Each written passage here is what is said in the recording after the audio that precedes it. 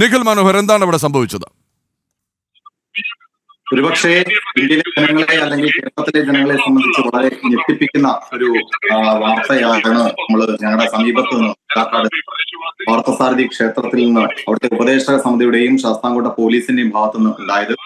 കഴിഞ്ഞ 15 വർഷമായിട്ട് ആ ക്ഷേത്രമുറ്റത്ത് അവിടുത്തെ ഒരു കൂട്ടം ചെറുപ്പക്കാര്, ആ സമീപ പ്രദേശങ്ങളിലുള്ള ചെറുപ്പക്കാര് പൂക്കളമിടുന്നത്, സ്ഥിരമായിട്ട് പൂക്കളമിടുന്നതാണ്. എല്ലാ തിരുവോണ നാളിലും പൂക്കളമിടുന്നതാണ്. അതുമായി ബന്ധപ്പെട്ടുകൊണ്ട് എല്ലാ വർഷങ്ങളും പൂക്കളമിടുന്ന രീതിയിൽ തന്നെ ഇത്തവണത്തെ തിരുവോണത്തിനും ഒരു പൂക്കളം ഇട്ടു. അതോടൊപ്പം തന്നെ ഉപദേശ സമിതിയുടെ ഭാഗമായിട്ട് പൂക്കളമിടുന്നതുമായി ബന്ധപ്പെട്ട് തുടക്കത്തിൽ ചില പ്രശ്നങ്ങളൊക്കെ ഉണ്ടായിരുന്നു. അതെല്ലാം മാറ്റിവെച്ചുകൊണ്ട് രാഷ്ട്രീയ പാർട്ടികളുടെയോ അല്ലെങ്കിൽ രാഷ്ട്രീയ പ്രസ്ഥാനങ്ങളുടെയോ ജനങ്ങൾ ഉപയോഗിക്കാൻ പാടില്ല. കാരണം മുതലാക്കാട് ക്ഷേത്രത്തിന്റെ ഭരണം കൈയാളുന്നത് ഇടതുപക്ഷത്തിന്റെയും അതോടൊപ്പം തന്നെ കോൺഗ്രസിന്റെയും ഒരു സംയുക്ത ഭരണസമിതിയാണ് അവിടെ ഭരണം നടത്തിക്കൊണ്ടിരിക്കുന്നത്. അതുകൊണ്ട് തന്നെ അത്തരത്തിലുള്ള ചില കർക്കശമായ തീരുമാനങ്ങളൊക്കെ ക്ഷേത്ര ഉപദേശ സമിതിയുടെ ഭാഗത്തുനിന്ന് ഉണ്ടായിരുന്നു.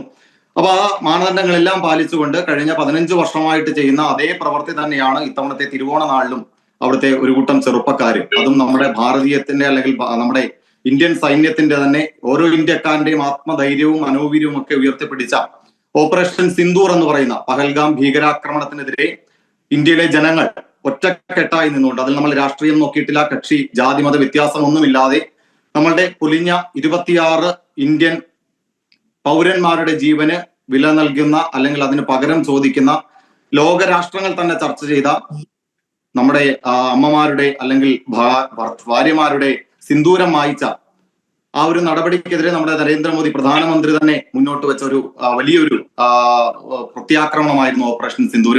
അപ്പോൾ വളർന്നു വരുന്ന തലമുറയും അതിന്റെ ആശയങ്ങൾ ജനങ്ങളിലേക്ക് എത്തണം, വരുന്ന തലമുറയിലേക്ക് എത്തണം. അവിടെ തൊഴാൻ വരുന്ന ഭക്തന്മാരുടെ ഉള്ളിലേക്ക് ദേശസ്നേഹവും ദേശീയതയും വളർത്തുക എന്ന ഒരൊറ്റ ഉദ്ദേശത്തോടു കൂടി ആ ഒരു വലിയ സന്ദേശം ജനങ്ങളിലേക്ക്, കാരണം ഓപ്പറേഷൻ സിന്ദൂറിന് ശേഷമുള്ള ആദ്യത്തെ ഓണമാണ്. അപ്പൊ ആ പൂക്കളത്തിലൂടെ അതിന്റെ ആശയങ്ങൾ ജനങ്ങളിലേക്ക് എത്തിക്കുക എന്ന ഉദ്ദേശത്തോടു കൂടിയാണ് സൈനികരടക്കമുള്ള പൂർവ്വ സൈനികരടക്കമുള്ള ആ സമീപത്തെ പ്രദേശവാസികൾ, കാരണം ആ മുതലാക്കാട് ദേശം എന്ന് പറയുമ്പോൾ ഏറ്റവും കൂടുതൽ സൈനികർ തിങ്ങിപ്പാർക്കുന്ന ഒരു പ്രദേശമാണ്.